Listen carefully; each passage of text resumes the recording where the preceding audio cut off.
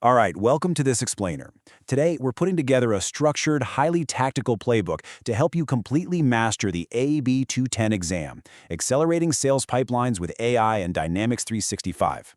If you're looking to really prove your chops in designing AI-enhanced sales solutions, well, you're in the perfect place. We're going to break down exactly what Microsoft expects you to know, mapping out a really clear, focused path to your certification. Let's get started. Okay, let's dive into this. We'll be running through exam rules, Power Platform prerequisites, the skills breakdown, capacity deployments, mastering those AI agents, and we'll wrap up with final resources.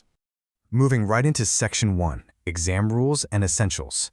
So, the magic number you're aiming for is 700. That is your target passing score. But here's the ultimate exam hack. If the test actually isn't available in your preferred language, you can request an additional 30 minutes. Seriously, do not leave that free time on the table.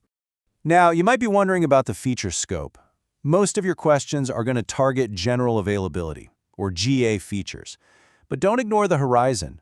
You will absolutely face questions on preview features, especially if they're already gaining popularity in real-world sales environments. Keep an eye on those. All right, let's hit Section 2, Power Platform Prerequisites. Listen, you simply cannot skip the basics here. Microsoft totally expects intermediate functional knowledge before you even touch the AI stuff. You need to know how to interpret sales processes, build out model-driven apps, and create Power Automate cloud flows. Remember, AI and Dynamics 365 doesn't just exist in a vacuum, right? It sits squarely on top of this core architecture. Which brings us to Section 3, the skills breakdown. And this brilliantly illustrates exactly where your study hours need to go. Develop deals by using intelligent opportunity research makes up a massive 25 to 30% of your score. That's huge. Optimize AI-driven sales follows pretty closely at 20 to 25%. So if you're building out a study schedule right now, you want to ensure these two main areas consume the vast majority of your focus. Moving on to Section 4, Capacity and Billing Deployments. Microsoft is definitely going to test you on the exact logical sequence for preparing an environment. It goes like this. First, evaluate and configure the prerequisites. Second, and honestly, this is where people tend to trip up, you have to configure the capacity, billing, and credits. You can't just flip the AI switch without paying the toll. And finally, step 3, you actually deploy the agents.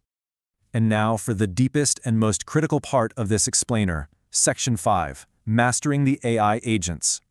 You absolutely must firmly memorize which agent handles which specific pipeline stage. The qualification agent automates leads, the opportunity agent develops deals, the close agent automates closing, and the research agent gathers intelligence. It sounds pretty straightforward, I know, but trust me, the scenario questions will actively try to trick you into using the close agent when you really need the opportunity agent. Stay sharp on that.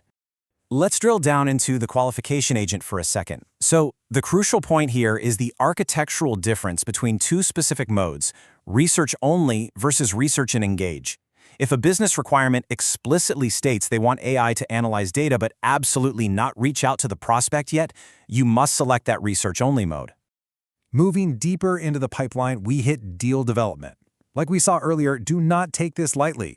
Opportunity research is the heaviest weighted section on the entire exam at 25 to 30%. Nailing this requires deeply integrating both the opportunity agent and the research agent right into the seller's daily workflow.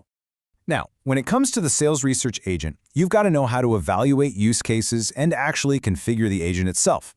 But here's the absolute key word to watch out for, the research canvas. If you haven't played around with the research canvas to analyze sales performance in your own sandbox yet, you need to make that your top priority today. Next up, we reach the final stage of the pipeline with the sales close agent. This one automates closing and coordinates opportunity management. But the exam definitely goes beyond just knowing how to toggle it on. You're expected to know how to interpret its actions, monitor it, and collaborate with it. Think of it as an assistant, so knowing exactly how a seller interacts with this agent to push a really complex deal over the finish line is exactly what you'll be tested on. Now, outside of those four main agents, you must also master the standalone intelligence features. We're talking Copilot record summarization, the sales accelerator, conversational intelligence, and predictive scoring. These are kind of the unsung heroes that really augment a seller's daily grind, and you are completely responsible for expertly matching them to an organization's specific data model.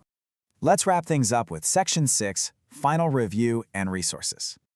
Okay, tactical advice here. You need to connect your certification profile to Microsoft Learn. Not only does this actually let you schedule your test, but it unlocks the exam sandbox. Don't let the user interface be a surprise on test day. Get into that sandbox and get really comfortable with how the questions will actually look and feel. I want to leave you with one final, pretty provocative question.